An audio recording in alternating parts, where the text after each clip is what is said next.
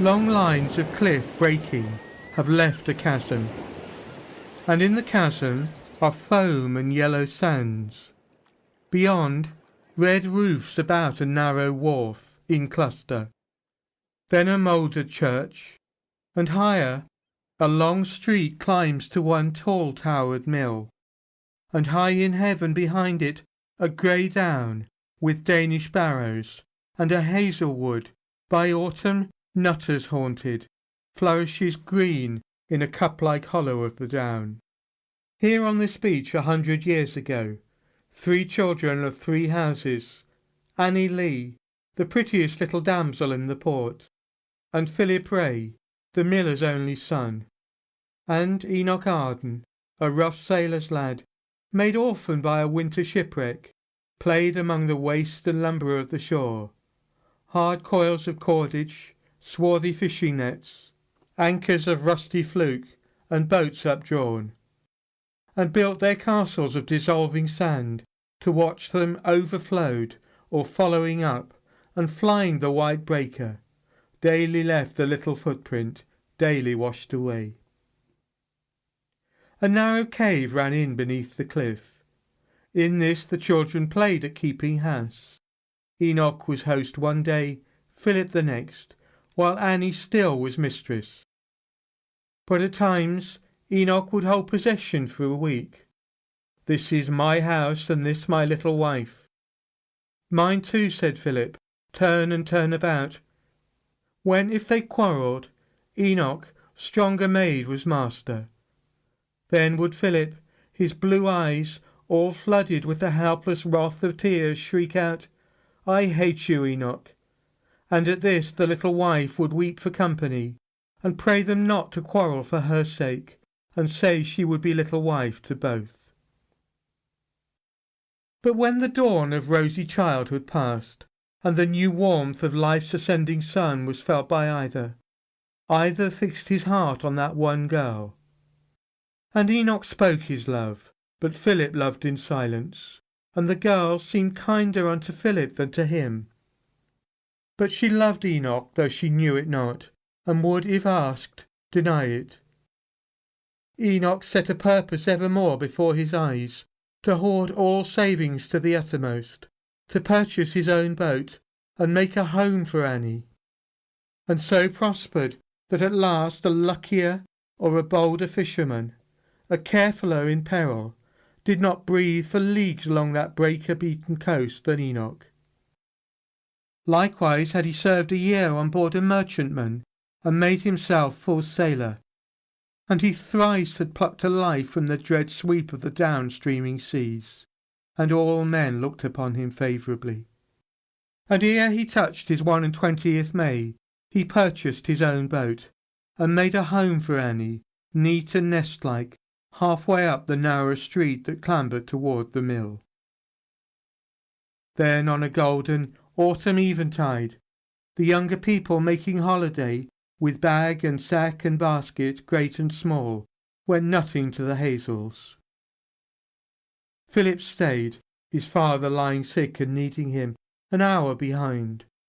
But as he climbed the hill, just where the prone edge of the wood began to feather toward the hollow, saw the pair, Enoch and Annie, sitting hand in hand, his large grey eyes and weather-beaten face all kindled by a still and sacred fire that burned as on an altar. Philip looked, and in their eyes and faces read his doom. Then, as their faces drew together, groaned, and slipped aside, and, like a wounded life, crept down into the hollows of the wood. There, while the rest were loud in merrymaking, had his dark hour unseen, and rose and passed, bearing a lifelong hunger in his heart. So these were wed, and merrily rang the bells, and merrily rang the years, 7 happy years, 7 happy years of health and competence, and mutual love and honourable toil, with children, first a daughter. In him woke, with his first babe's first cry, the noble wish to save all earnings to the uttermost, and give his child a better bringing up than his had been or hers. a wish renewed when 2 years after came a boy to be the rosy idol of her solitudes, while Enoch was abroad on wrathful seas, or often journeying landward. For in truth Enoch's white horse, and Enoch's ocean spoil, in ocean-smelling osier, and his face rough reddened with 1,000 winter gales, not only to the market-cross were known, but in the leafy lanes behind the down, far as the portal-warding lion-whelp, and the peacock yew-tree of the lonely hall, whose Friday fair was Enoch's ministering. Then came a change, as all things human change. 10 miles to northward of the narrow port opened a larger haven. Thither used Enoch at times to go by land or sea, and once when there, and clambering on a mast in harbour, by mischance he slipped and fell. A limb was broken when they lifted him, and while he lay recovering there, his wife bore him another son, a sickly one. Another hand crept to across his trade, taking her bread and theirs, and on him fell, although a grave and staid, God-fearing man, yet lying thus inactive, doubt and gloom.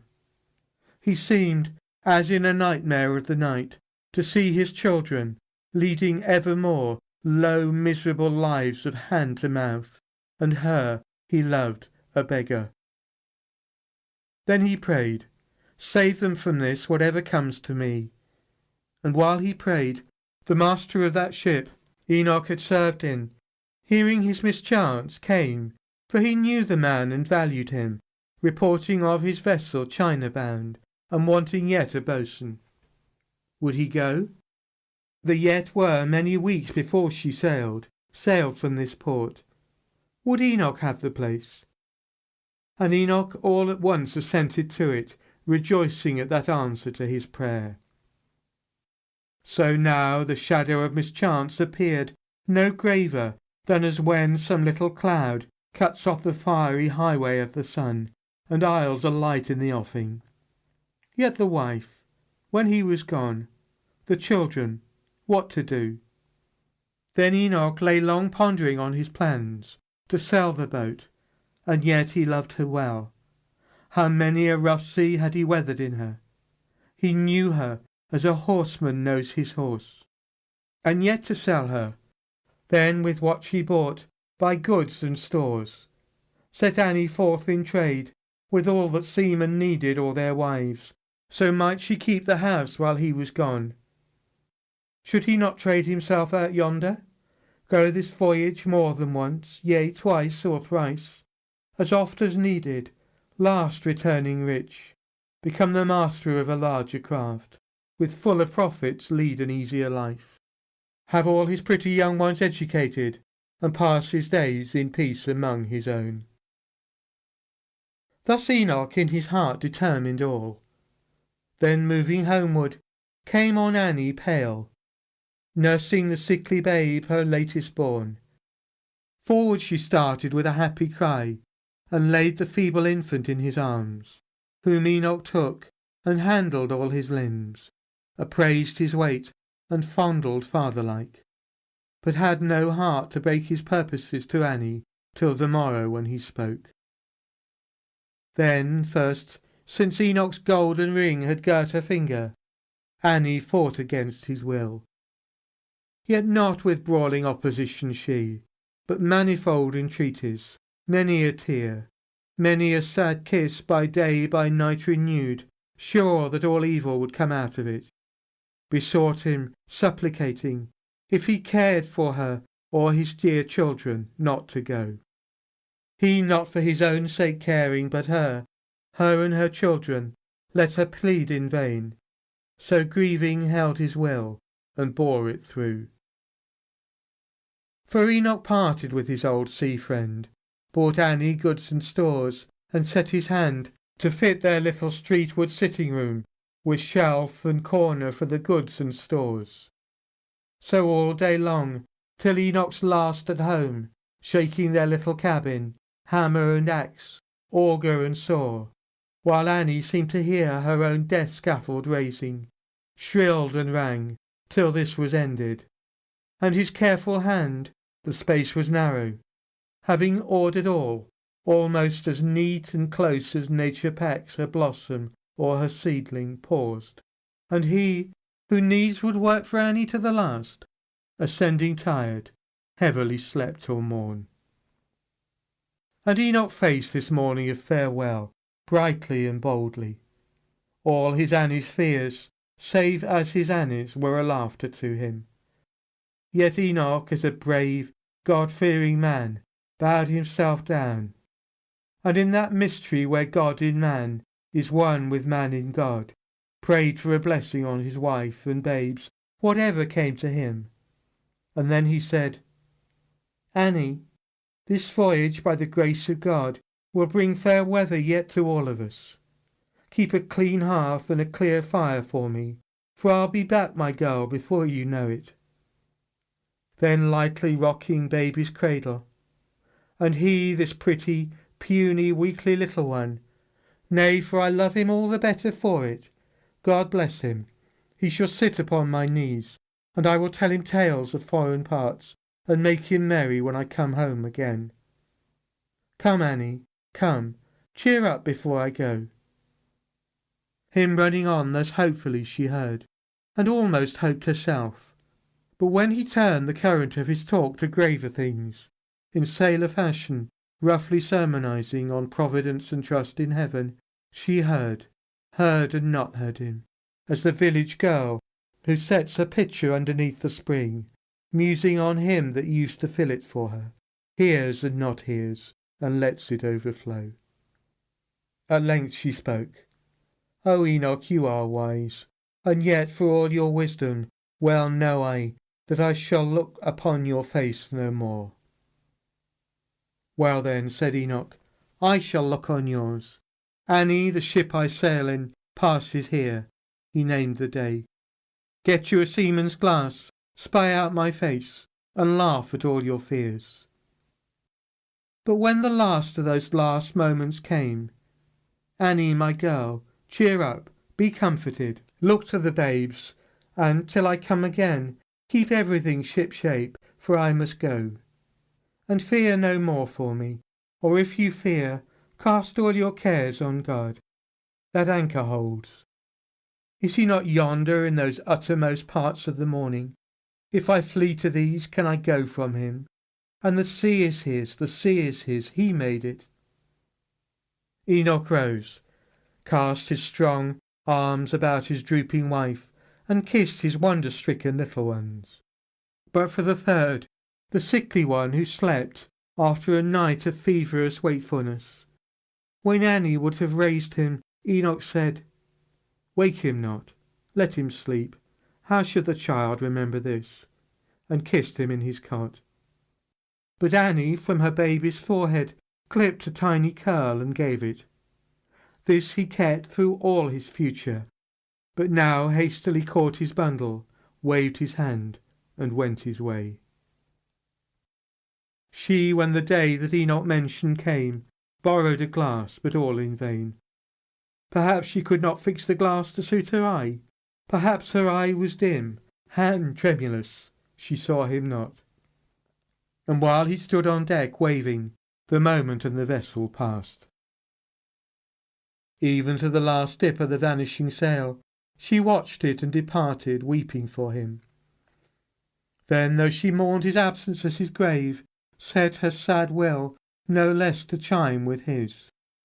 But throve not in her trade, not being bred to barter, nor compensating the want by shrewdness, neither capable of lies, nor asking over much and taking less, and still foreboding, what would Enoch say? For more than once in days of difficulty and pressure had she sold her wares for less than what she gave in buying what she sold. She failed, and saddened knowing it.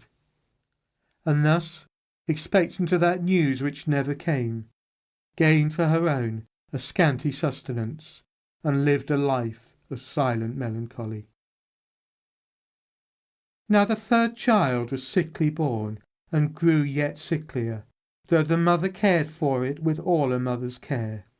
Nevertheless, whether her business often called her from it, or through the want of what it needed most, or means to pay the voice who best could tell what most it needed. Howsoe'er it was, after a lingering, ere she was aware, like the caged bird escaping suddenly, the little innocent soul flitted away. In that same week when Annie buried it, Philip's true heart, which hungered for her peace, since Enoch left he had not looked upon her, smote him as having kept aloof so long. Surely, said Philip, I may see her now, may be some little comfort. Therefore went, passing through the solitary room in front, paused for a moment at an inner door, then struck it thrice, and no one opening, entered. But Annie, seated with her grief, fresh from the burial of her little one, cared not to look on any human face, but turned her own toward the wall and wept. Then Philip, standing up, said falteringly, Annie, I came to ask a favour of you. He spoke. The passion in her moaned reply. Favour from one so sad and so forlorn as I am, half abashed him. Yet unasked, his bashfulness and tenderness at war, he set himself beside her, saying to her, I came to speak to you of what he wished, Enoch your husband. I have ever said you chose the best among us, a strong man, for where he fixed his heart he set his hand to do the thing he willed and bore it through. And wherefore did he go this weary way and leave you lonely? Not to see the world, for pleasure? Nay, but for the wherewithal to give his babes a better bringing up than his had been or yours. That was his wish. And if he come again, vexed will he be to find the precious morning hours were lost. And it would vex him even in his grave, if he could know his babes were running wild, like colts about the waste. So, Annie, now, have we not known each other all our lives? I do beseech you by the love you bear him and his children, not to say me nay. For if you will, when Enoch comes again, why then he shall repay me. If you will, Annie, for I am rich and well-to-do, now let me put the boy and girl to school. This is the favour that I came to ask. Then Annie, with her brows against the wall, answered, I cannot look you in the face. I seem so foolish and so broken down. When you came in, my sorrow broke me down, and now I think your kindness breaks me down. But Enoch lives, this is borne in on me. He will repay you. Money can be repaid, not kindness such as yours. And Philip asked, Then you will let me, Annie? There she turned. She rose and fixed her swimming eyes upon him, and dwelt a moment on his kindly face. Then calling down a blessing on his head, caught at his hand and wrung it passionately, and passed into the little garth beyond. So lifted up in spirit he moved away. Then Philip put the boy and girl to school, and bought them needful books, and every way, like one who does his duty by his own, made himself theirs. And though for Annie's sake, fearing the lazy gossip of the port, he oft denied his heart his dearest wish, and seldom crossed her threshold. Yet he sent gifts by the children, garden herbs and fruit, the late and early roses from his wall, or conies from the down, and now and then, with some pretext of fineness in the meal, to save the offence of charitable, flour from his tall mill that whistled on the waste. But Philip did not fathom Annie's mind. Scarce could the woman, when he came upon her, out of full heart and boundless gratitude, light on a broken word to thank him with. But Philip was her children's all in all. From distant corners of the street they ran, to greet his hearty welcome heartily. Lords of his house and of his mill were they. Worried his passive ear with petty wrongs or pleasures, hung upon him, played with him, and called him Father Philip. Philip gained as Enoch lost, for Enoch seemed to them uncertain as a vision or a dream, faint as a figure seen in early dawn, down at the far end of an avenue, going we know not where. And so 10 years since Enoch left his hearth and native land, fled forward, and no news of Enoch came. It chanced one evening, Annie's children longed to go with others nutting to the wood, and Annie would go with them. Then they begged for Father Philip, as they called him, too. Him like the working bee in blossom dust, blanched with his mill they found, and saying to him, "Come with us, Father Philip," he denied. But when the children plucked at him to go, he laughed, and yielded readily to their wish, for was not Annie with them? And they went. But after scaling half the weary down, just where the prone edge of the wood began to feather toward the hollow, all her force failed her, and sighing, "Let me rest," she said.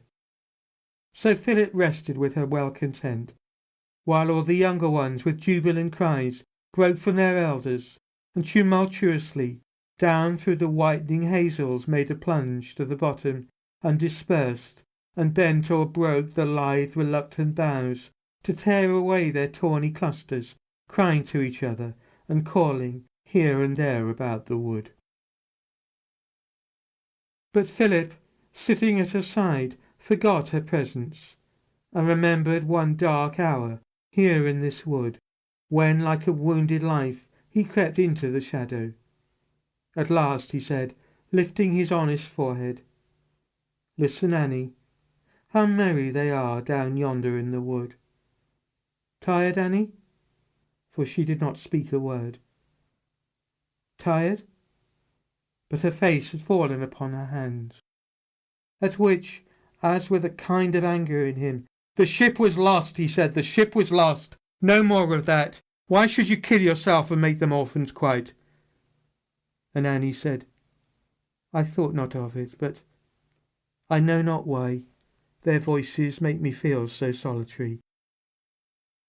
Then Philip, coming somewhat closer, spoke. "Annie, there is a thing upon my mind, and it has been upon my mind so long, that though I know not when it first came there, I know that it will out at last. Oh, Annie, it is beyond all hope, against all chance, that he who left you 10 years ago should still be living. Well then, let me speak. I grieve to see you poor and wanting help. I cannot help you as I wish to do, unless they say that women are so quick. Perhaps you know what I would have you know. I wish you for my wife. I fain would prove a father to your children. I do think they love me as a father. I am sure that I love them as if they were mine own. And I believe, if you were fast my wife, that after all these sad uncertain years, we might be still as happy as God grants to any of his creatures. Think upon it, for I am well to do. No kin, no care, no burden save my care for you and yours. And we have known each other all our lives, and I have loved you longer than you know." Then answered Annie, tenderly she spoke, "You have been as God's good angel in our house. God bless you for it. God reward you for it, Philip, with something happier than myself. Can one love twice? Can you ever be loved as Enoch was? What is it that you ask?" "I am content," he answered, "to be loved a little after Enoch." "Oh," she cried, scared as it were, "dear Philip, wait a while. If Enoch comes, but Enoch will not come, yet wait a year. A year is not so long. Surely I shall be wiser in a year. Oh, wait a little." Philip sadly said, "Annie, as I have waited all my life, I well may wait a little." "Nay," she cried, "I am bound. You have my promise, in a year. Will you not bide your year as I bide mine?" And Philip answered, "I will bide my year." Here both were mute, till Philip, glancing up, beheld the dead flame of the fallen day pass from the Danish barrow overhead, and fearing night and chill for Annie, rose and sent his voice beneath him through the wood. Up came the children, laden with their spoil, and all descended to the port. And there at Annie's door he paused and gave his hand, saying gently, "Annie, when I spoke to you, that was your hour of weakness. I was wrong. I am always bound to you, but you are free." Then Annie, weeping, answered, "I am bound." She spoke, and in one moment, as it were, while yet she went about her household ways, even as she dwelt upon his latest words, that he had loved her longer than she knew. That autumn into autumn flashed again, and there he stood once more before her face, claiming her promise. "Is it a year?" she asked. "Yes, if the nuts be ripe again, come out and see." But she put him off. So much to look to, such a change. A month. Give her a month. She knew she was bound. A month, no more. Then Philip, with his eyes full of that lifelong hunger, and his voice shaking a little like a drunkard's hand. "Take your own time, Annie. Take your own time." And Annie could have wept for pity of him, yet she held him on delayingly, with many a scarce believable excuse, trying his truth and his long sufferance, till half another year had slipped away. By this the lazy gossips of the port, abhorrent of a calculation crossed, began to chafe as at a personal wrong. Some thought that Philip did but trifle with her, some that she but held off to draw him on, and others laughed at her and Philip too, as simple folk that knew not their own minds, and one, in whom all evil fancies clung like serpent eggs together, laughingly would hint at worse in either. Her own son was silent, though often he looked his wish, but evermore the daughter pressed upon her to wed the man so dear to all of them, and lift the household out of poverty. And Philip's rosy face, contracting, grew careworn and wan, and all these things fell on her, sharp as reproach. At last, one night, it chanced that Annie could not sleep, but earnestly prayed for a sign. "My Enoch, is he gone?" Then, compassed round by the blind wall of night, brooked not the expectant terror of her heart, started from bed and struck herself a light. Then desperately seized the holy book, suddenly set it wide to find a sign, suddenly put her finger on the text, "Under the palm tree." That was nothing to her, no meaning there. She closed the book and slept, when lo, her Enoch, sitting on a height, under a palm tree, over him the sun. He is gone, she thought. He is happy. He is singing Hosanna in the highest.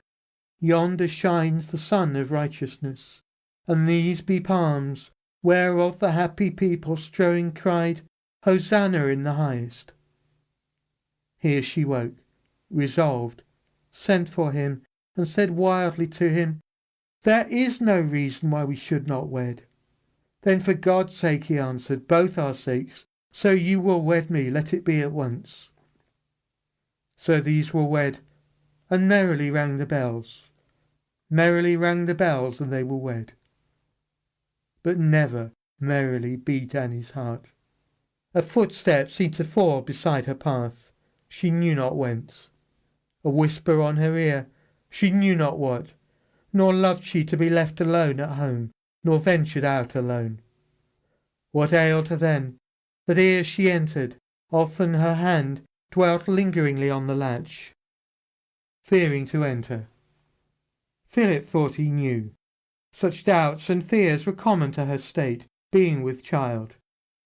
But when the child was born, then her new child was as herself renewed. Then the new mother came about her heart. Then her good Philip was her all in all, and that mysterious instinct wholly died.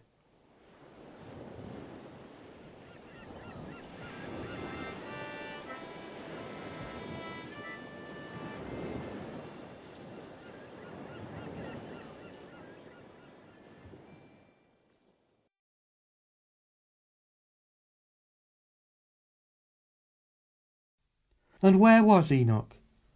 Prosperously sailed the ship Good Fortune, though at setting forth the Biscay, roughly ridging eastward, shook and almost overwhelmed her.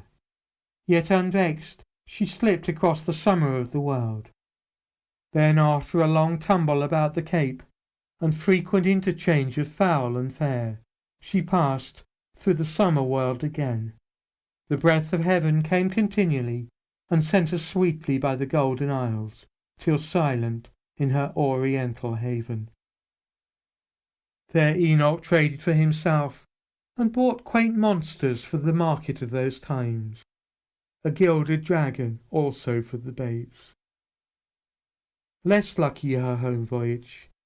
At first, indeed, through many a fair sea circle, day by day, scarce rocking, her full busted figurehead stared o'er the ripple feathering from her bows. Then followed calms, and then winds variable, then baffling, a long course of them, and last storm, such as drove her under moonless heavens, till hard upon the cry of "Breakers!" came the crash of ruin and the loss of all but Enoch and 2 others. Half the night, buoyed upon floating tackle and broken spars, these drifted, stranding on an isle at morn, rich but the loneliest in a lonely sea. No want was there of human sustenance, soft fruitage, mighty nuts and nourishing roots. Nor, save for pity, was it hard to take the helpless life, so wild that it was tame. There, in a seaward gazing mountain gorge, they built and thatched with leaves of palm a hut, half native cavern. So the 3, set in this Eden of all plenteousness, dwelt with eternal summer, ill content. For one, the youngest, hardly more than boy, hurt in that night of sudden ruin and wreck, lay lingering out of 5 years' death in life. They could not leave him. After he was gone, the 2 remaining found a fallen stem, and Enoch's comrade, careless of himself, fire-hollowing this in Indian fashion, fell sun-stricken, and that other lived alone. In those 2 deaths he read God's warning. Wait. The mountain wooded to the peak, the lawns and winding glades, high up like ways to heaven, the slender cocoa's drooping cloud of plumes, the lightning flash of insect and of bird, the lustre of the long convolvuluses that coiled around the stately stems, and ran even to the limit of the land, the glows and glories of the broad belt of the world, all these he saw. But what he fain had seen, he could not see. The kindly human face, nor ever hear a kindly voice, but heard the myriad shriek of wheeling ocean fowl, the league-long roller thundering on the reef, the moving whisper of huge trees that branched and blossomed in the zenith, or the sweep of some precipitous rivulet of the wave, as down the shore he ranged, or all day long sat often in the seaward gazing gorge, a shipwrecked sailor, waiting for a sail. No sail from day to day, but every day the sunrise broken into scarlet shafts among the palms and ferns and precipices. The blaze upon the waters to the east, the blaze upon his island overhead, the blaze upon the waters to the west, then the great stars that glowed themselves in heaven, the hollower, bellowing ocean, and again the scarlet shafts of sunrise, but no sail. There, often as he watched, or seemed to watch, so still the golden lizard on him paused. A phantom made of many phantoms moved before him, haunting him, or he himself moved, haunting people, things and places, known far in a darker isle beyond the line. The babes, their babble, Annie, the small house, the climbing street, the mill, the leafy lanes, the peacock yew tree and the lonely hall. the horse he drove, the boat he sold, the chill November dawns and dewy glooming downs, the gentle shower, the smell of dying leaves, and the low moan of leaden-coloured seas. Once likewise, in the ringing of his ears, though faintly, merrily, far and far away, he heard the pealing of his parish bells. Then, though he knew not wherefore, started up shuddering, and when the beauteous hateful isle returned upon him, had not his poor heart spoken with that which, being everywhere, lets none who speaks with him seem all alone?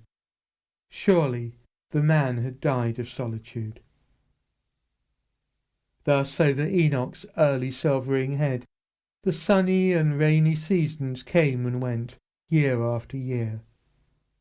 His hopes to see his own and pace the sacred old familiar fields not yet had perished, when his lonely doom came suddenly to an end. Another ship, she wanted water, blown by baffling winds like the good fortune from her destined course, stayed by this isle, not knowing where she lay. For since the mate had seen at early dawn, across a break on the mist-wreathen isle, the silent water slipping from the hills, they sent a crew that landing burst away, in search of stream or fount, and filled the shores with clamour. Downward from his mountain gorge stepped the long-haired, long-bearded solitary, brown, looking hardly human, strangely clad, muttering and mumbling, idiot-like it seemed, with inarticulate rage, and making signs they knew not what. And yet he led the way to where the rivulets of sweet water ran, and even as he mingled with the crew and heard them talking, his long bounden tongue was loosened till he made them understand. Whom, when their casks were filled, they took aboard. And there the tale he uttered brokenly, scarce credited at first, but more and more amazed and melted all who listened to it. And clothes they gave him, and free passage home. But oft he worked among the rest, and shook his isolation from him. None of these came from his county, or could answer him if questioned aught of what he cared to know. And dull the voyage was with long delays, the vessel scarce seaworthy. But evermore his fancy fled before the lazy wind, returning, till beneath a clouded moon he like a lover, down through all his blood, drew in the dewy, meadowy morning breath of England, blown across her ghostly wall. And that same morning officers and men levied a kindly tax upon themselves, pitying the lonely man, and gave him it. Then moving up the coast they landed him, even in that harbour whence he'd sailed before. There Enoch spoke no word to anyone, but homeward. Home. What home? Had he a home? His home he walked. Bright was that afternoon, sunny but chill, till drawn through either chasm, where either haven opened upon the deeps, rolled a sea haze, and whelmed the world in grey, cut off the length of highway on before, and left but narrow breadth to left and right, of withered holt, or tilth or pasturage. On the nigh naked tree the robin piped disconsolate, and through the dripping haze the dead weight of the dead leaf bore it down. Thicker the drizzle grew, deeper the gloom.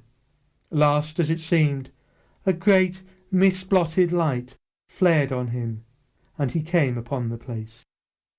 Then down the long street, having slowly stolen, his heart foreshadowing all calamity, his eyes upon the stones, he reached the house where Annie lived and loved him, and his babes in those far-off 7 happy years were born. But finding neither light nor murmur there, a bill of sail gleamed through the drizzle, crept still downward thinking, dead or dead to me. Down to the pool and narrow wharf he went, seeking a tavern which of old he knew, a front of timber-crossed antiquity, so propped, worm-eaten, ruinously old, He thought it must have gone. But he was gone who kept it, and his widow, Miriam Lane, with daily dwindling profits held the house. A haunt of brawling seamen once, but now stiller, with yet a bed for wandering men. There Enoch rested silent many days. But Miriam Lane was good and garrulous, nor let him be, but often breaking in, told him with other annals of the port, not knowing Enoch was so brown, so bowed, so broken, all the story of his house, his baby's death, her growing poverty, how Philip put her little ones to school and kept them in it, his long wooing her slow consent and marriage, and the birth of Philip's child. And o'er his countenance no shadow passed, nor motion. Any one regarding well had deemed he felt the tale less than the teller. Only when she closed, Enoch, poor man, was cast away and lost. He, shaking his grey head pathetically, repeated, muttering, "Cast away and lost." Again, in deeper, inward whispers, "Lost." But Enoch yearned to see her face again. If I might look on her sweet face again, and know that she is happy. So the thought haunted and harassed him, and drove him forth at evening, when the dull November day was growing duller twilight, to the hill.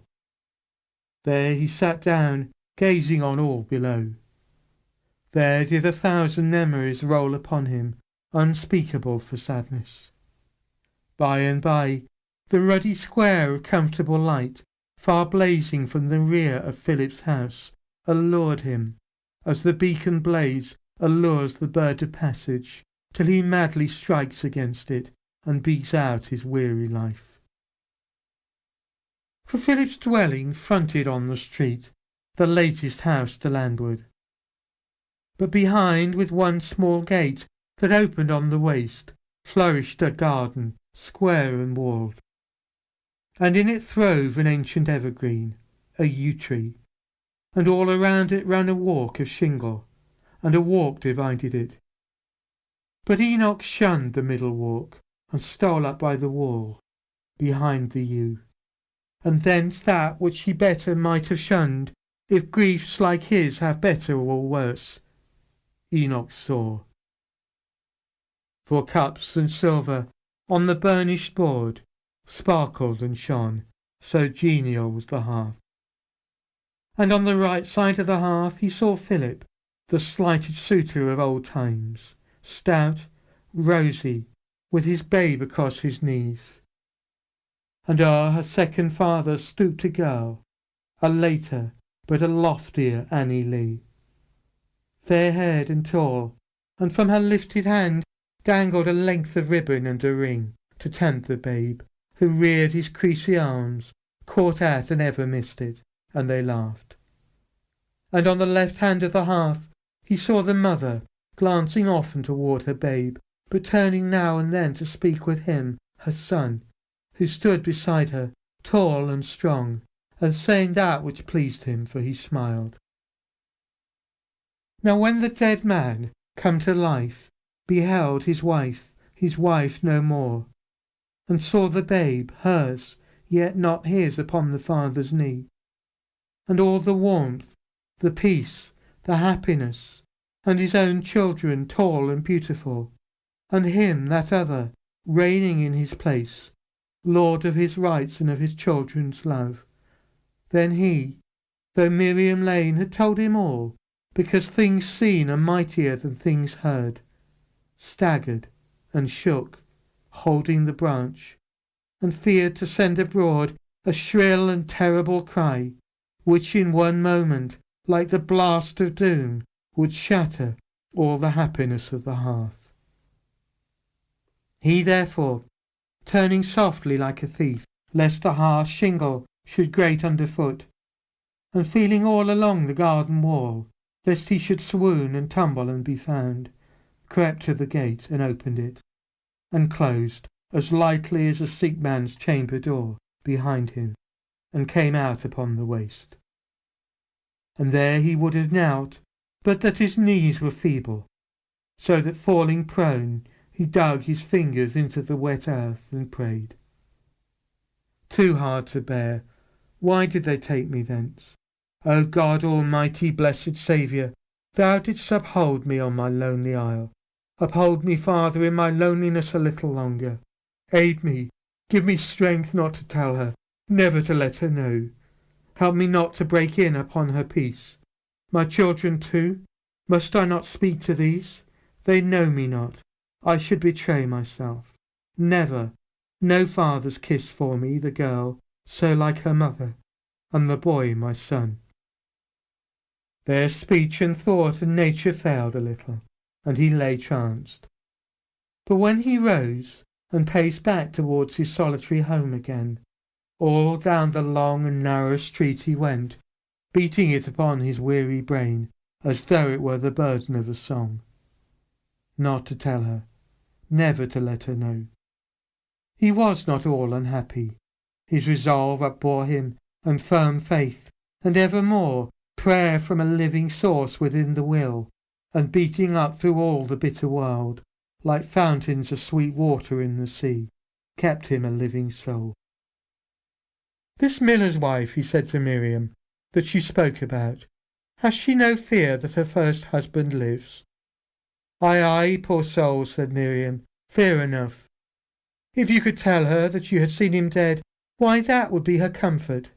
And he thought, after the Lord has called me, she shall know. I wait his time. And Enoch set himself, scorning an alms, to work whereby to live. Almost to all things could he turn his hand.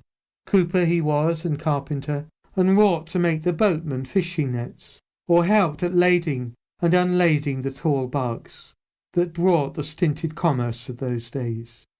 Thus earned a scanty living for himself. Yet, since he did but labour for himself, work without hope, there was not life in it, whereby the man could live. And as the year rolled itself around again to meet the day when Enoch had returned, a languor came upon him, gentle sickness, gradually weakening the man till he could do no more, but kept the house, his chair, and last his bed. And Enoch bore his weakness cheerfully, for sure no gladlier does the stranded wreck see through the grey skirts of a lifting squall the boat that bears the hope of life approach, to save the life despaired of, than he saw death dawning on him, and the close of all. For through that dawning gleamed a kindlier hope on Enoch, thinking, after I am gone, then may she learn I loved her to the last. He called aloud for Miriam Lane, and said, Woman, I have a secret.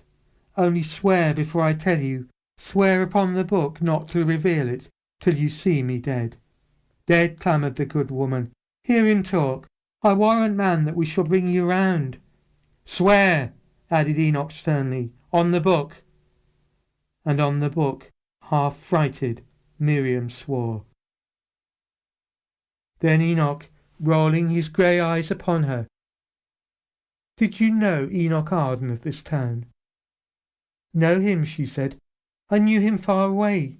Ay, I mind him coming down the street, held his head high and cared for no man he. Slowly and sadly Enoch answered her. His head is low, and no man cares for him. I think I have not 3 more days to live. I am the man. At which the woman gave a half incredulous, half hysterical cry. You Arden! You nay! Sure he was a foot higher than you be. Enoch said again, My God has bowed me down to what I am. My grief and solitude have broken me. Nevertheless, know you that I am he who married, but that name has twice been changed. I married her who married Philip Ray. Sit, listen. Then he told her of his voyage, his wreck, his lonely life, his coming back, his gazing in on Annie, his resolve and how he kept it. As the woman heard, fast flowed the current of her easy tears, while in her heart she yearned incessantly to rush abroad all around the little haven, proclaiming Enoch Arden and his woes. But awed and promise bounden she forbore, saying only, "See your bairns before you go. Let me fetch them, Arden," and arose, eager to bring them down. For Enoch hung a moment on her words, but then replied, "Woman, disturb me not now at the last, but let me hold my purpose till I die. Sit down again, mark me and understand. While I have power to speak, I charge you now, when you shall see her, tell her that I died blessing her, praying for her, loving her, save for the bar between us, loving her, as when she laid her head beside my own. And tell my daughter Annie, whom I saw, so like her mother, that my latest breath was spent in blessing her and praying for her. And tell my son that I died blessing him. And say to Philip that I blessed him too. He never meant us anything but good. But if my children care to see me dead, who hardly knew me living, let them come. I am their father. But she must not come, for my dead face would vex her after life. And now there is but one of all my blood who will embrace me in the world to be. This hair is his. She cut it off and gave it, and I have borne it with me all these years, and thought to bear it with me to my grave. But now my mind is changed, for I shall see him, my babe in bliss. Wherefore, when I am gone, give her this, for it may comfort her. It will, moreover, be a token to her that I am he." He ceased, and Miriam Lane made such a voluble answer, promising all, that once again he rolled his eyes upon her, repeating all he wished, and once again she promised. Then the third night after this, while Enoch slumbered, motionless and pale, and Miriam watched and dozed at intervals, there came so loud a calling of the sea, that all the houses in the haven rang.